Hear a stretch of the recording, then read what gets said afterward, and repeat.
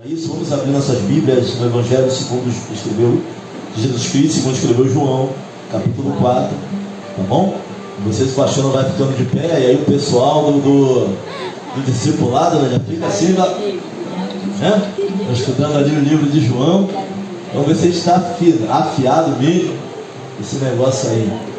Graças a Deus, da honra e para a glória do Senhor. Então a gente vamos pela beirada, né, buscando aqui um entendimento na palavra, naquilo que Deus vai trabalhar no meu coração. Mas isso aqui é um encontro interessante entre Jesus e a mulher samaritana. Uma mulher que sofre a metanoia no encontro com Cristo ali, poço.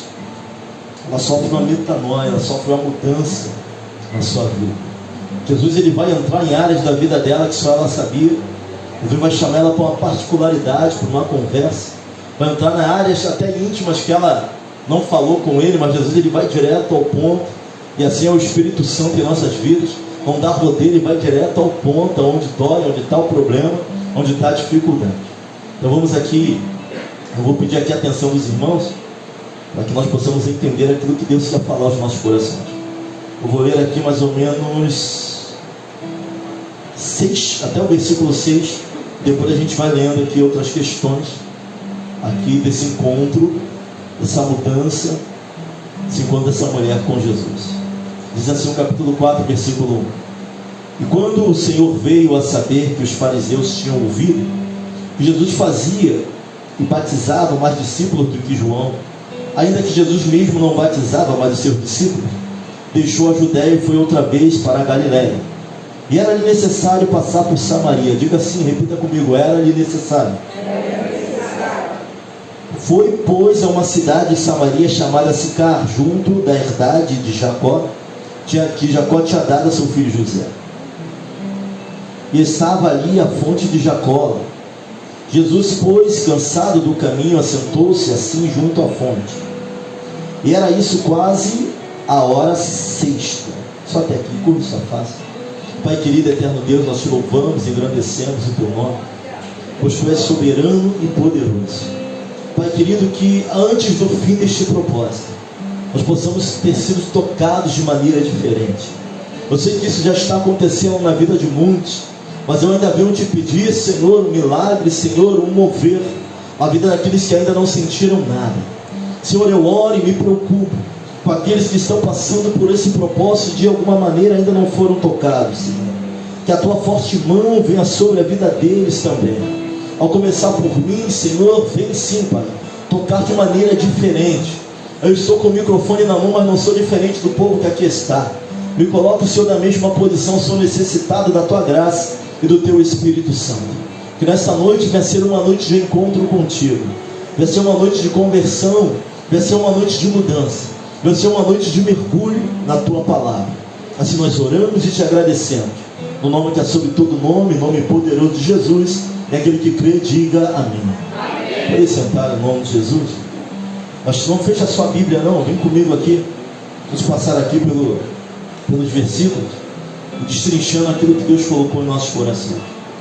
E vamos começar aqui o versículo. O evangelista aqui, o escritor João, ele vai dizer o seguinte: e quando o Senhor veio a saber que os fariseus tinham ouvido o que Jesus fazia e batizava mais discípulos do que João, ainda que Jesus não batizava, mas sim, né, no caso seus discípulos, ele vai ser bem claro aqui quanto a isso. Jesus não batizou ninguém, quem batizava eram os discípulos de Jesus. Mas quando Jesus ele veio a saber que os fariseus já estavam sabendo dele, e nós vimos numa palavra um tempo atrás, eu falei até, o tema da mensagem foi a doutrina esquecida, e falamos da doutrina do novo nascimento, que quase ninguém tem pregado mais dessa doutrina. Nós discussamos um pouco sobre os fariseus. Os historiadores vão dizer que eram 6.000 de um grupo tão seleto que era em toda a nação de Israel.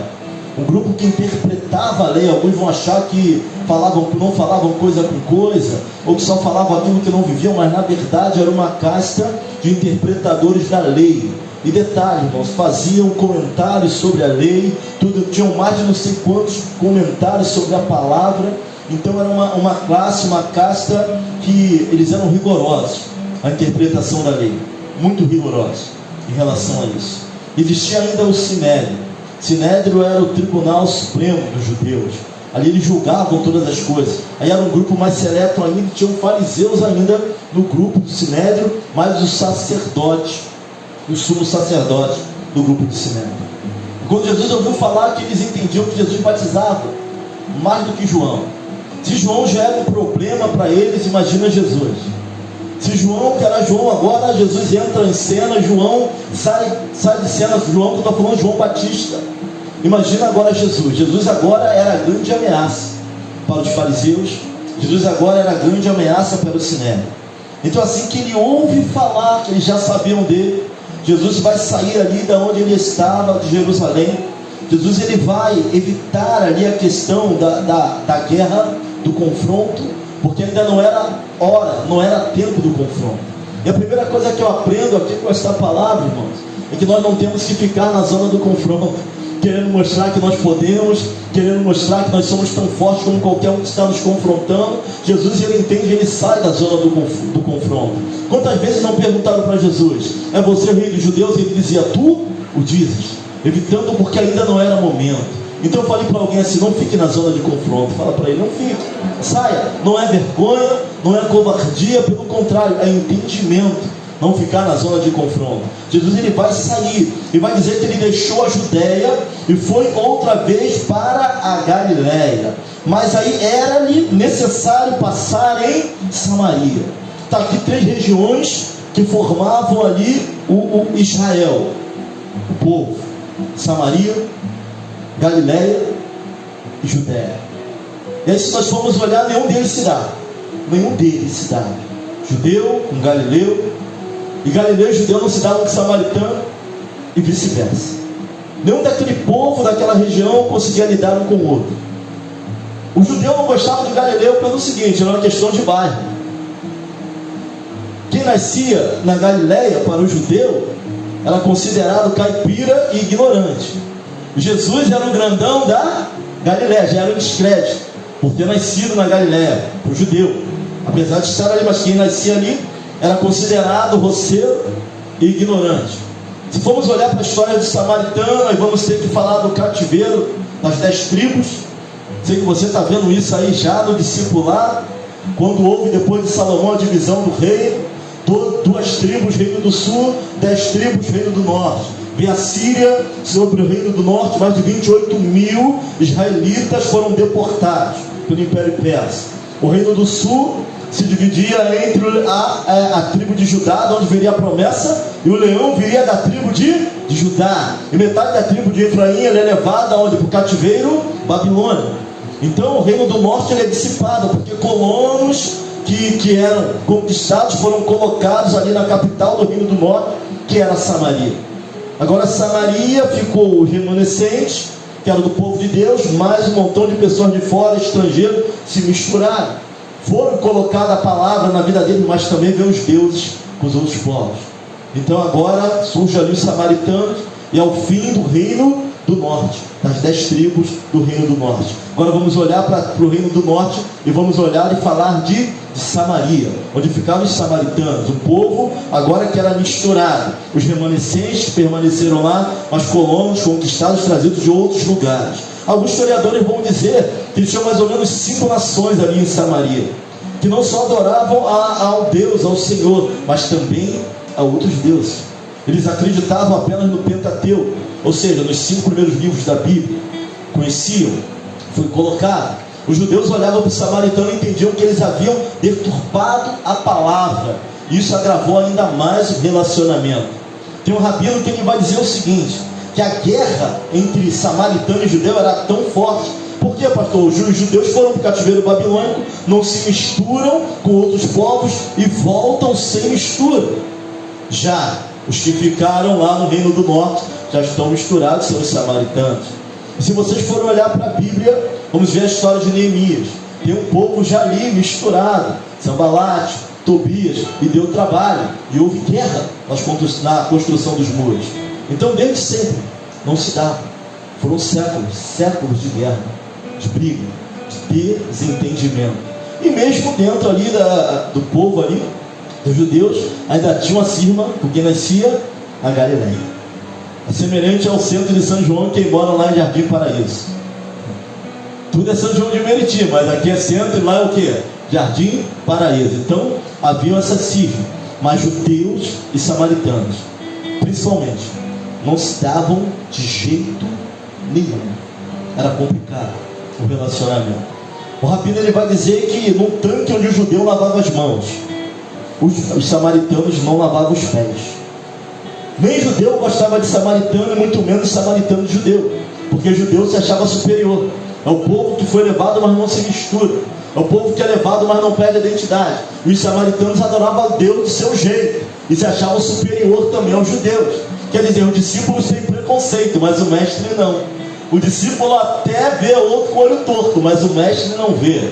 Sabe, os discípulos podem até ter preconceito, mas o Deus dos discípulos não tem preconceito. E Jesus ele vai dizer a Bíblia, e deixou a Judéia e foi outra vez para a Galileia, e era-lhe necessário passar por Samaria. Esse necessário não significa que era o único caminho. Pelo contrário, havia caminho mais confortável para a Galileia. Quando a Bíblia está dizendo que era necessário, era mais um propósito do que uma dificuldade. Jesus era necessário passar porque ele tinha uma missão em Samaria. E entendemos que a palavra de Deus, algumas coisas é necessário passar. Que tem coisa na nossa vida que dá até para pregar o atalho, mas é necessário ouvir. Dá até para ir de outra maneira, mas é necessário viver. Dá até para não tentar abreviar. Dá até para pedir para Deus: Senhor, afasta de neste cálice. Mas é necessário você passar por isso. Sabe, não cai nenhuma folha da nossa vida, não há nada, nenhum ponto na nossa história que Deus não esteja no controle.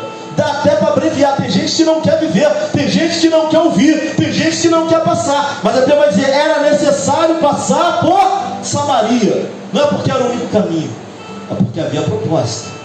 Sabe, tem coisas que nós vamos passar, não é porque é o único jeito, é porque é propósito de Deus na nossa vida. Então eu falo para alguém: não adianta querer correr, porque é necessário passar. Era necessário que Jesus descesse para Galileia, passando por Samaria. E como eu falei, tinha caminho mais confortável, tinha maneira de chegar. Ele poderia não passar em Samaria, até porque samaritano era inimigo de judeu. Mas Jesus não veio para isso. Havia uma necessidade. Havia uma mulher em Samaria, no qual ele precisava ter um encontro com ele. Sabe o que eu aprendo com Cristo, irmãos? Jesus ele vai para lugares onde nossos amigos não vão. Jesus ele vai adentrar em lugares para ter encontro com pessoas. Tem coisas que só ele vai fazer pela nossa vida. Lembra do endemoniado de Gadara? O que ele vai fazer em Gadara se é lugar de porcos? Gadara é lugar de criação. A atividade de Gadara era para os judeus, nem porco comia, passava longe. Ele poderia ir para Bereia, ele poderia ir para qualquer outro lugar, era lugar de pregador. Se ele quisesse fazer o nome dele como pregador, jamais ele iria para Gadara. Mas havia um homem em Gadara, era necessário passar pela tempestade, era necessário passar por aquele lugar, era necessário o navio quase ir a pique, foi necessário eles acordarem Jesus que dormia no barco para poder chegar em Gadara. Quando ele chega em Gadara, ele pisa na praia. Quando ele pisa na praia, o endemoniado sai do sepulcro. Existe uma ação contrária quando Jesus chega. Jesus vai andando, o endemoniado vai saindo do lugar de morte, porque é necessário. Então era necessário passar em Samaria. Você tem orado ao Senhor: por que eu estou passando por isso? Por que eu estou vivendo isso? Eu não queria viver, mas é necessário passar. Tem coisas que é para a glória de Deus na nossa vida. Tem coisas que passamos que é para o processo de amadurecimento, de maturidade. Tem coisas que passamos que é para o processo de libertação. Era necessário passar em Samaria. Não tinha para onde correr disso. E eles, quando chegam ali em Samaria, ele vai dizer no versículo 6 que estava ali na fonte de Jacó. Jesus, pois, cansado do caminho, assentou-se, e assim junto da fonte, era isso quase a hora sexta. Que hora era a hora sexta, meu irmão? Me ajuda aí. Temos a terça, a nona. Que horas? A sexta? Meio-dia. E a nona? E a terça? 9 horas. Terça 9, sexta, meio-dia. Nona, 15 horas. A hora nona era quase meio-dia. Ele vai ali. Quando ele chega ali, tem uma mulher. Versículo 7. Veio uma mulher de Samaria tirar água. Disse-lhe Jesus: dá-lhe de beber. Você percebe que quando Jesus quer mudar na nossa vida, ele sempre começa nos pedindo algo. Quando Jesus quer fazer uma metanoia na vida de alguém, ele já não chega te oferecendo, ele chega te pedindo. Nunca parou para perceber isso não? O nosso coração, o nosso entendimento. Ele vai pedir para ela. Ele não vai chegar oferecendo, ele vai chegar pedindo. Sempre que Jesus quer mudar algo na nossa casa, ele chega te pedindo algo, pedindo que se volte para ele, pedindo que abra o coração para ele. Não precisa de tempo, ele precisa de espaço para trabalhar na nossa vida. Ele vai chegar para essa mulher e vai pedir o que beber. Ele não chega dando, apesar de ele ser a água da vida, ele chega pedindo. Jesus tem pedido de você para que a mudança aconteça na tua vida. Jesus tem pedido de você de verdade. De repente é entrega, de repente é parar com a resistência passiva para com o espírito dele. Ele podia, mas ele não violenta. Eis que estou à porta e bate, se alguém ouvir e abrir, entrarei. De repente ele está batendo na porta, só quer que nós venhamos abrir a porta, não olhar pela maçaneta, não olhar por debaixo da porta, não é ter medo da mudança. Ele tem pedido. Sabe, tem gente que para viver uma metanoia não adianta dar metade, ele te quer por inteiro. Ele chega pedindo, ele não chega dando, ele não chega se apresentando. Vai falar para ela: dai-me o que beber. Seus discípulos tinham ido comprar comida, estavam fora. Era Jesus tratando com ela. Disse depois a mulher samaritana: como sendo tu judeu, me pedes de beber a mim, que sou mulher samaritana? E aqui alguns vão dizer que ela está agindo com humildade, mas os pregadores vão dizer que ela age com arrogância, porque samaritanos se sentiam superiores a judeus, não inferior. Judeu se sentia superior a... Sendo tu judeu e eu samaritana, tu me pedes o que beber? É o que ela vai falar para ele. Como pode? Jesus respondeu e disse: se tu conheceras o dom de Deus, e quem é o que te diz, dai-me de beber, tu lhe pedirias e ele te daria água viva. Quando nós olhamos para a Bíblia, o que é água viva na cabeça dessa mulher? Não fala? Eu sei que no sentido espiritual nós sabemos que Jesus é a fonte de água viva, é a fonte que jorra, é a fonte que transforma. Mas na cabeça dessa mulher não entendia quem ele era. Nós vamos ouvir a palavra água viva pela primeira vez lá em Gênesis capítulo 26, quando Isaac é expulso para Abimeleque. Isaac, ele cresce, ele vai tirar ele de lá, vai pegar os poços que Jacó tinha deixado para ele. Ele vai lá perto dos pastores de Gerar, ele vai cavar poço, vão expulsar ele de lá, e um dos servos dele vai falar para ele, para Isaac: ó, achamos água viva. Água viva é a água que vem da nascente. Água viva é a água que vem da nascente, que vem do rio. Jesus vai usar uma linguagem que ela entenda, para que ele venha explicar quem ele é. Jesus, ele nunca vai usar uma linguagem que nós não devemos entender, irmãos.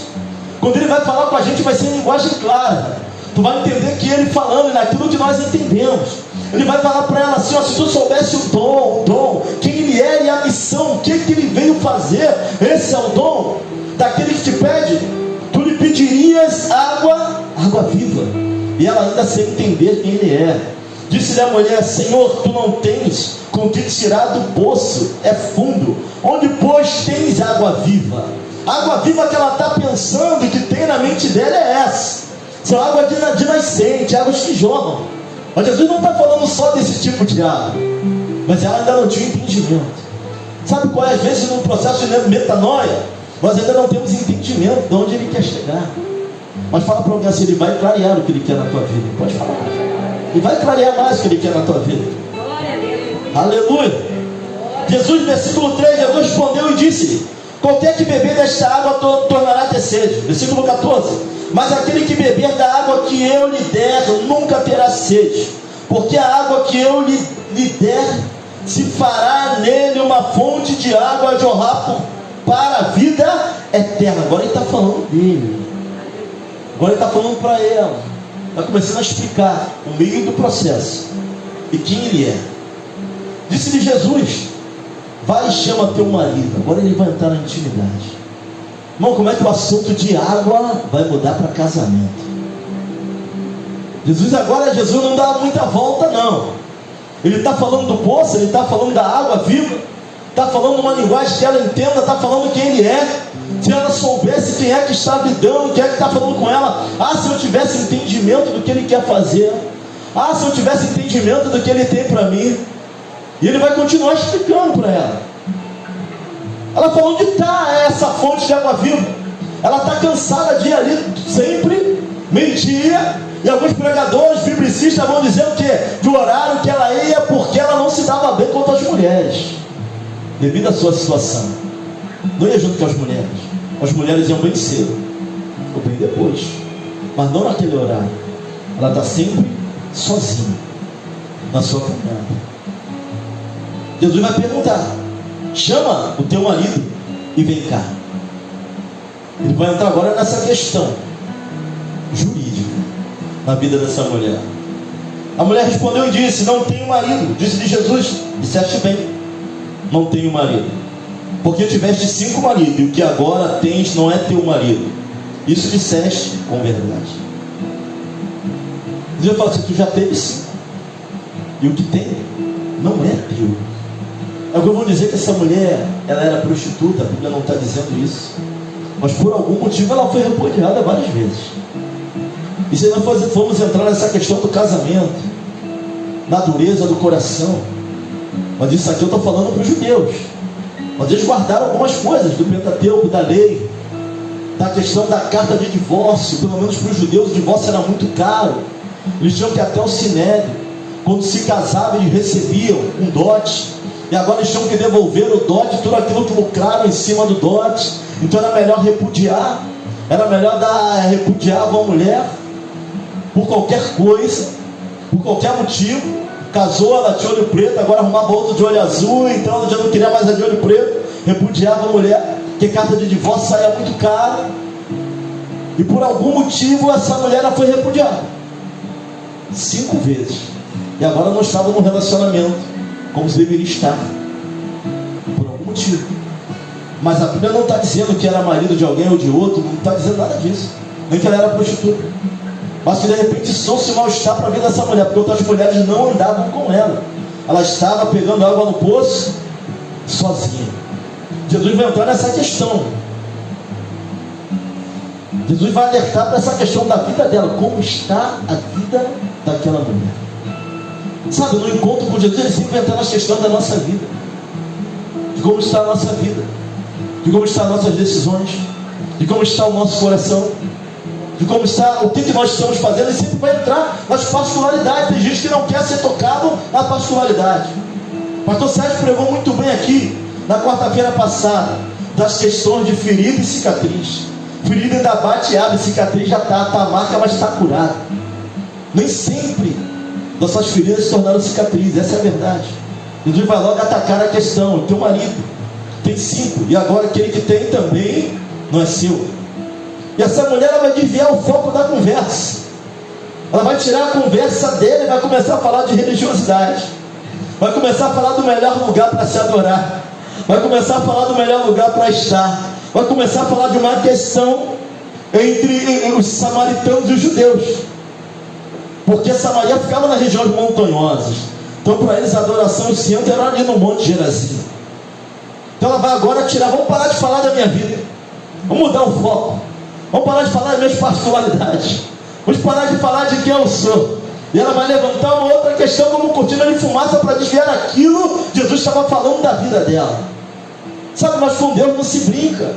Ele é aquele que nos sonda por detrás e por diante. Tu pode até querer disfarçar, tu pode até querer mudar o assunto, mas Ele sabe aquilo que eu e você precisamos. Não tem para onde correr disso. Pastor, eu não quero tratar disso, mas se Ele quiser tratar, Ele vai tratar por mais que dor. Agora ela vai desviar a conversa.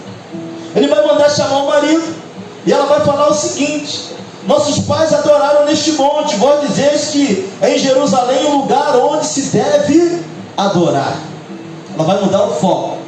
Vai tirar, agora Jesus vai sair da questão judicial, ele vai entrar agora numa questão religiosa. Bom, tu pode até mudar o foco, ele sabe de tudo que é assunto, de todas as coisas, aquilo que você precisa. Pode até querer mudar o foco. Não quero mais trazer, ele vai, não tem jeito, não tem pra onde correr dele. E Jesus vai dizer o seguinte: disse-lhe a mulher, disse-lhe Jesus, mulher, crê-me que é a hora, vem, e que nem neste momento, nem neste monte, nem em Jerusalém adorareis o Pai. Vós adorareis o que não sabeis. Nós adoramos o que não sabemos, porque a salvação vem dos judeus. Mas a hora vem, e agora é, que os verdadeiros adoradores adorarão o Pai em espírito e em verdade, porque o Pai procura tais que assim o adoram. Jesus agora está estabelecendo um novo sistema de adoração. Jesus está estabelecendo uma nova forma de adorar. Ele está falando assim: não é nem no monte, não é nem em Jerusalém. É chegada a hora, e a hora é em que o Pai está procurando os verdadeiros adoradores. Mas adorador é o que não falta, intercessão é o que não falta, cantor é o que não falta, pregador é o que não falta. Ele está dizendo assim, o que Jesus está dizendo aqui é que cantar não é adorar, é que pregar não é nessa adoração que Ele procura. Ele procura uma adoração da nossa própria vida diante dEle. Não está no cantar, não está no pregar, não está no interceder. Olha, mas eu sou um adorador porque eu canto. Não, é adoração com a vida, colocar a vida no seu altar. É esse que Deus está procurando. Alguém que viva. Não está naquilo que você faz, está naquilo que você vive. Está naquilo que eu vivo. Isso é adorar o nome do Senhor. Tocar não é adorar, cantar não é adorar, louvar no coral não é adorar. O tipo de adorador que o Espírito procura é aquele que adora com a sua própria vida, não com aquilo que faz, mas com a forma que vive. Porque cantar tem um montão, pregar tem um montão, mas viver aquilo que Ele quer é diferente. Ser um adorador é viver. Ser um adorador é: Senhor, controla a minha vida. Sabe, os maiores atos de adoração da Bíblia está em gestos, está em atitude, não está no cântico, não está na palavra só, não está no exercer o sacerdote. Não é isso. Está na atitude, está naquilo que eu sou quando eu não estou aqui, está naquilo que eu desempenho quando eu não estou no meio do grupo, quando eu não estou no meio da igreja. É esse adorador que o Espírito está procurando. Alguém que adora em espírito e em verdade. Sabe quando vai haver adoração verdadeira? Quando as pontas soltas saírem, quando aquilo que é obscuro vier para a luz, quando aquilo que eu não falo para ninguém eu parar de fazer, quando aquela dor, quando aquele rancor, quando aquela soberba, aí haverá verdadeira adoração em nós. Tem muita ponta solta. Enquanto houver ponta solta, não haverá verdadeira adoração. Enquanto houver coisas pela metade, coisas para serem resolvidas, não haverá verdadeira adoração. Pois a hora chegada é a hora era em que o Espírito procura na terra os verdadeiros adoradores, aqueles que não têm reservas, aqueles que não têm mais medo, aqueles que não mandam Moisés subir no seu lugar, mas sabe o seu lugar dentro do corpo. Esses são os adoradores que Ele está procurando. Porque orador tem um monte, pregador está assim, que eu estou também. Mas alguém que queira viver esse evangelho, alguém que fala: Senhor, esse aqui trata de mim num todo, que não deixa nada no escuro, mas traz à tona, traz para a luz da palavra. Aquele que não é um aqui e outro em casa, um aqui e outro no trabalho, um aqui e outro na rua. São esses verdadeiros adoradores que Ele procura. Não está na reunião um verdadeiro adorador, mas é aquele que coloca a vida diante do altar do Senhor. Ele está estabelecendo, está falando com ela: eu estabeleço uma nova forma de adorar. Não é no monte, não é em Jerusalém, é no interior, é no coração, é na transformação de dentro para fora. Não é só aquele que confessa da boca para fora, mas não quer viver, mas é aquele que se entrega. E Deus bem sabe o quanto nós temos medo de mudar, por N motivos. Se eu mudar, vão passar por cima de mim. Se eu mudar, vão rir de mim. Eu tenho que manter. Eu não posso descer. Eu vou ser mole demais, irmãos. Deixa o Espírito tratar da forma que Ele quiser. A hora é chegada e a hora é em que o Espírito está passando na terra procurando verdadeiros adoradores. Sabe, que nós possamos cantar: acho em mim um verdadeiro adorador. Vem ungir, minha oferta de louvor, dou a Ti meu coração, meu Deus, meu Pai. Acho em mim um verdadeiro adorador. É difícil descer, sabe? É difícil tirar a capa e falar: Senhor, faz a Tua obra. Tira os medos, tira os traumas. A gente está sempre colocando a culpa em alguém, mas o fato é que o Espírito, ele sonda a terra. Se tem tantos adoradores aí, por que ele está procurando tanto? Se tem tanta gente cantando, toda igreja tem um louvor, por que ele está procurando tanto? Se Jesus falou que a hora é chegada e a hora é que o Espírito rodeia a terra procurando os verdados, mas se ele procura é porque tem. Deus não perde o tempo dele. Se ele procura é porque ele está forjando. Se ele procura é porque ele está tratando. Se ele procura é porque ele está transformando. Se ele procura é porque está vendo uma metanoia no meio do povo dele. Está vendo uma mudança. Deus está forjando os verdadeiros adoradores. Pastor, qual é a condição que o senhor está? Não sei, não coloco na mesma condição que você. Tenho que trazer para a luz aquilo que está obscuro, as pontas soltas, aquilo que eu tenho que tratar, os medos e entregar diante do Senhor. Ele é a fonte de água viva. Ele é o único que pode transformar, trazer mudança. Ele vai dizer para ela no versículo 24: Deus é Espírito. Importa que os que adoram, adorem em Espírito e em... Só consigo adorar o Espírito em verdade quando as pontas soltas saírem. Quando houver entrega. Pastor, entrega de louvor, irmãos. Quando colocar no altar o nosso coração. Eu falo aqui sem medo de errar. Tem pessoas aqui que só vão ter tudo de Deus quando Deus tiver tudo de você. Enquanto for pela metade, não vai acontecer. Enquanto for pela metade, tu não vai ver completa a obra que Ele tem. E olha que Deus não é Deus de deixar a obra pela metade. Ele não atrasa a obra, quem atrasa somos nós. Tudo já está preparado para que Deus venha fazer na nossa vida. Nós é que não estamos prontos para receber. Mas Ele procura aqueles que o adoram em espírito e em verdade. A mulher disse: eu sei que o Messias, que se chama o Cristo, vem. Quando Ele vier, nos anunciará tudo. Ela acreditava, ela estava esperando o Messias. Mas assim como no caminho de Emaús, alguns vão reclamando da vida, conversando com o próprio Deus que está do seu lado. Quem dera fosse Ele que libertasse Israel. Quem dera fosse Ele que libertasse o nosso povo do domínio romano. E agora já faz 3 dias que Ele morreu, só tu não sabes. Só tu és peregrino. E falando com o próprio Deus, irmãos. Jesus está do lado dela. Sabe o que Ele vai falar para aquela mulher? Jesus disse-lhe: eu sou, eu que falo contigo. Ele vai voltar novamente para o Antigo Testamento. Primeira vez que essa palavra aparece, para mostrar quem Ele é. Ele chama Moisés para descer até o Egito. Moisés vai falar assim outras palavras: eu, Senhor, tu não, Moisés. Tu és só um instrumento. Então eu falo que quem me enviou? Fala que eu sou o que sou te enviou, Moisés. Fala que eu sou o que sou te mandou lá.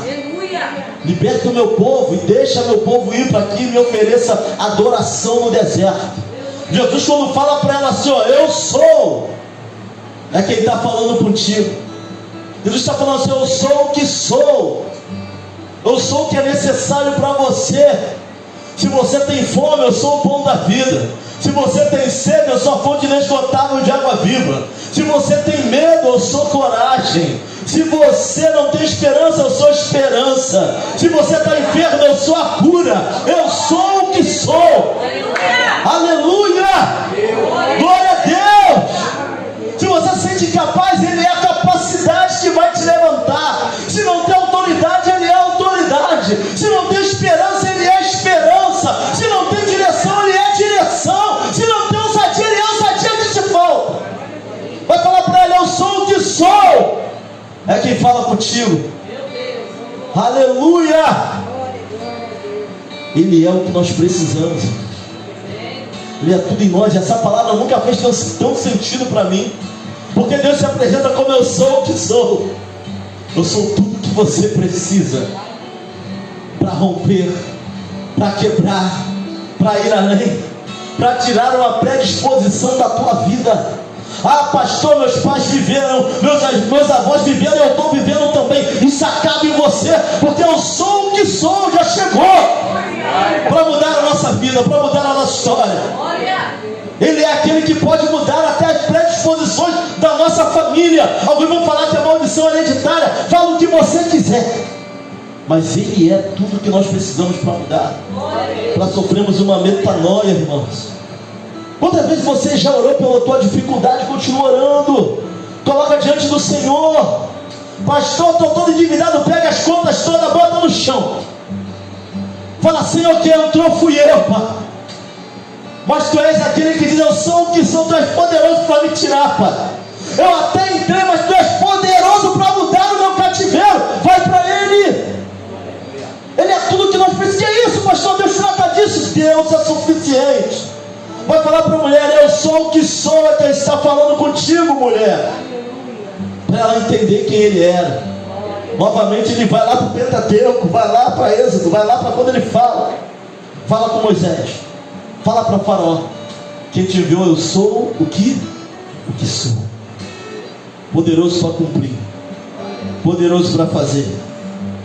O que ela faz? Vieram os discípulos, ficaram maravilhados, não entenderam nada. Deixou, pois, a mulher o seu cântaro e foi à cidade. Disse aqueles homens, começou a pregar em Samaria: eu sou o que sou, falou comigo junto. Ela esqueceu até a necessidade, porque nem só de pão vai viverá o homem, ou de necessidade, ou de fama, ou de reconhecimento, mas de toda a palavra que sai da boca de Deus. Ela deixa o cântaro. A necessidade dela era o que? Era água física, mas ela encontra a água da vida. Ela encontra a fonte de água inesgotável, que é o próprio Cristo. Vai falar para ela: eu sou, tem falado contigo. Ela esquece a necessidade terrena e começa a pregar a palavra. Tem gente mais preocupado com o trabalho, mais preocupado com as questões da terra do que com as questões espirituais. Ela abre mão, o cântaro fica. Ela foi para pegar o quê? Água. E ela deixa o cântaro, porque ela encontra algo maior do que a sua aparente necessidade. E ela vai pregar para aqueles que estão aonde? Em Samaria. Saíram, pois, da cidade e foram ter com Ele. Vieram para conhecer a água da vida. Daqui a pouco entrou os discípulos, lhe rogaram dizendo: Rabi, come. Estavam preocupados. E agora eu vou conjecturar. Eles chegam: Rabi, come. Será que já tinham dado comida para Jesus? Porque no episódio anterior eles chegaram lá na pousada em Samaria, foram fazer o check-in de Jesus para ele dormir na pousada. Qual o nome? Yeshua. Judeu aqui não entra, não permitiram hospedar Jesus na pousada em Samaria porque era judeu. Qual o nome dele? Yeshua Hamashir. Não, judeu aqui não entra. João chega para ele, outro discípulo: mestre, nos permite orar para que desça fogo do céu e consuma os samaritanos. João, discípulo do? Parece que ele está meio bipolar aqui. Vai pedir para que Jesus desse autorização para ele orar. Ele já sabia que a oração não tinha poder e com que ele andava, porque não quiseram hospedar Jesus. Ele vai falar: mestre, permita-nos que venhamos orar para que desça fogo dos céus e consuma os samaritanos. E João é considerado discípulo do amor. Ele pede para descer fogo dos céus. Olha para alguém e fala assim: não tem homem perfeito. Fala para ele assim: Jesus é perfeito. E ele pergunta: será que já trouxeram comida? Não é possível, nem os pedaços quiseram dar. Não quiseram deixar Jesus dormir no local. E ele, cansado, e mesmo assim ele vai pregar. Jesus é o único que ainda rejeitado permanece lutando por aqueles até que rejeitam. Ele morreu na cruz, mas não estão obrigando ninguém a segui-lo. Não estão obrigando. Estamos ouvindo sobre metanoia há quase um mês, mas se tu quiser mudar, você muda. Se não quiser, aí é contigo. Mas a palavra tem sido: ele não nos obriga a nada. Mas vai chegar um tempo que ele não vai vir dessa maneira, virá como juiz e até advogado. Mas advogar a causa que a gente nem quer que advogue, só ele. E ele: mas onde o senhor quer chegar, pastor? Eles estão preocupados que ele ainda não comeu. Ele vai dizer assim: então os discípulos diziam uns aos outros: trouxe-lhe porventura alguém de comer? Se nem queriam hospedá-lo, vai dar comida para ele. Jesus disse: a minha comida é fazer a vontade daquele que me enviou e realizar a sua obra. Tem momentos que nós vamos ter que deixar a nossa necessidade física de lado para poder cumprir a vontade do Senhor na nossa vida. para que vejamos outras coisas acontecendo, mudança na nossa vida.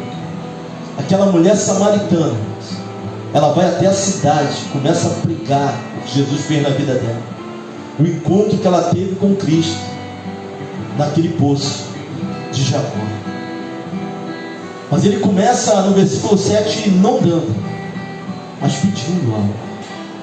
O que Jesus tem te pedido para começar a mudança na tua vida? Antes dele dar, ele vai sempre nos pedir algo. Seja o nosso coração, a nossa paciência, mais equilíbrio, espiritualidade. O que ele tem te pedido para começar a obra, para começar uma metanoia de fato na nossa vida? Indo aos samaritanos, parte 1. A mudança da mulher samaritana.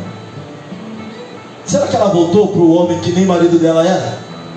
Se até o cântaro ela deixou as coisas que ela achava que precisava, porque tinha encontrado tudo aquilo que lhe completava. Está dando volta achando que precisa de um monte de coisa. Pastor, eu preciso de reconhecimento, eu preciso de ganhar muito dinheiro, eu preciso de ter uma casa, eu preciso de ter isso. Mas será que nós já encontramos aquele que nos completa de fato? Aquele que pode fazer a diferença na nossa vida? Pastor, por que você está pregando isso para uma igreja? Aqui tem pouco recém-convertido, tem pessoas que já estão aqui há muito tempo. Certa feita um pregador chegou numa igreja pregando a palavra, e a esposa do pastor que mais chorava. Ela já tinha sido líder de coreografia, líder de juventude, líder de intercessão, mas naquela noite, com mais de 30 e poucos anos de evangelho, ela estava se convertendo pela primeira vez à presença do Senhor. Pastor, como isso acontece?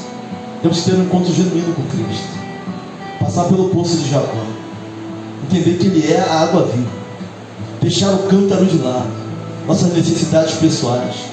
Ele nem comer ele quer. Comida, minha comida e bebida é fazer a vontade do meu Pai. Pastor, nós precisamos desse corpo de comida, não é isso. Vai ter momentos que nós vamos comer, mas que nós estamos dizendo que algumas coisas têm sido prioridade na nossa vida, e não fazer a vontade do nosso Deus.